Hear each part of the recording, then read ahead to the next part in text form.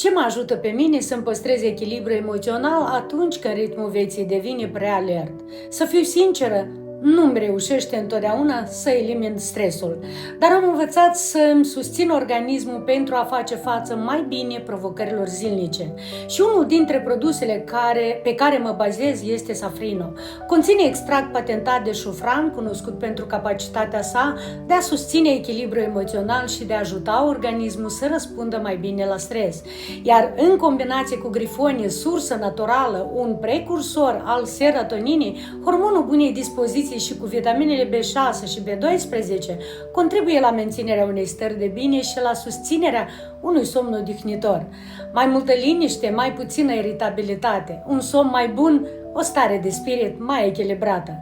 Pentru mine, acesta este unul din ritualurile simple de îngrijire din fiecare zi. Tu ce faci pentru a-ți păstra echilibru emoțional în perioadele aglomerate?